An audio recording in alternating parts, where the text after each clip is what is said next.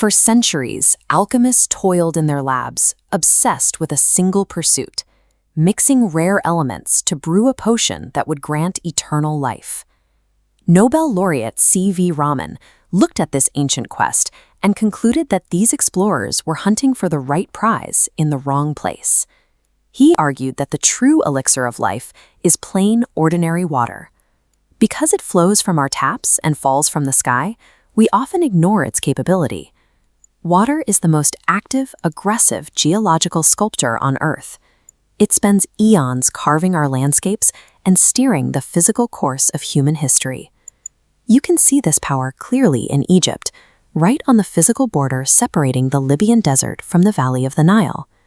On one side of this line, you have a sea of billowing sand. It is a harsh, arid environment where no green thing can survive. Step across that invisible border, and you are immediately standing in one of the most densely populated, greenest agricultural regions on the planet.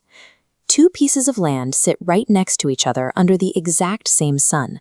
What creates this massive difference? This comparison graphic highlights the defining variable, the River Nile. The constant, unfailing flow of life-giving water is the sole differentiator between the two landscapes. The Nile is the physical architect of Egypt. Its floods dragged the very soil of the valley down from the highlands, depositing it layer by layer to construct the ground itself. Geologists have tracked the origins of that rich topsoil. It traveled over thousands of miles, carried along by seasonal floodwaters from remote Central Africa. This cross-section demonstrates silt suspension. Water's velocity and mass exert a mechanical force, picking up fine, dense soil particles. The current prevents them from sinking. When the river reaches the valley and slows down, the silt settles, adding highly fertile earth year after year.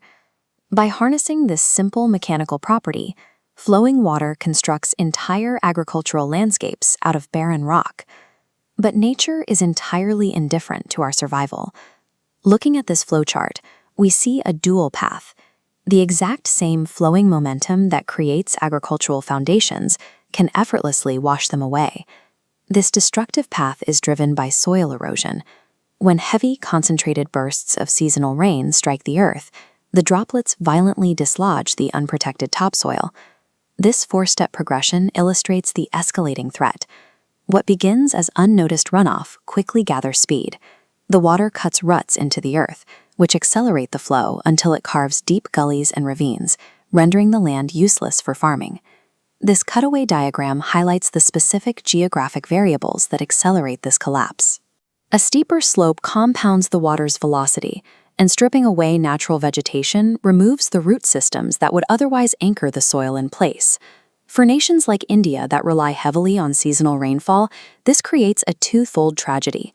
The foundational topsoil is permanently ruined, and massive quantities of life-giving fresh water simply run off the surface, draining away into the sea. When a nation fails to manage the momentum of its rainfall, a vital resource instantly turns into a destructive force, ruining the rural economy.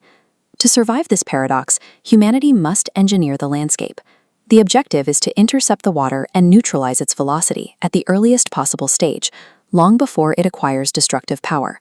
This graphic outlines the physical engineering interventions needed to break that momentum. By terracing steep hillsides, building retaining walls called bunds, and plowing along the natural contours of the land, we force the liquid to slow down. This comparison shows how we reinforce those earthworks using civilized forests.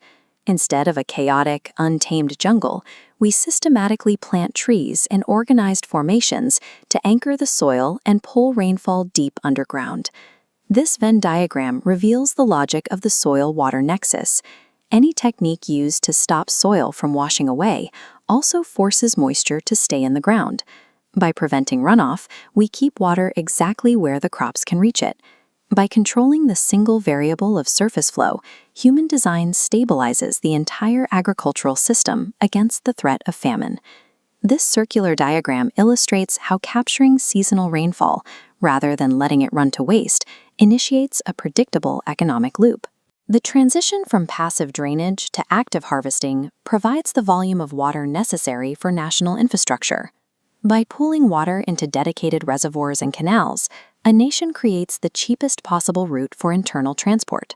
That same captured volume can be directed through hydroelectric plants to generate electricity, providing the energy needed to tap deep underground aquifers during the dry months. This continuous cycle effectively drought-proofs the countryside, overcoming seasonal limits and providing the energy needed to improve the rural economy in every direction. Raman's insight reveals that while water is the commonest of liquids, it remains a field of immense scientific interest.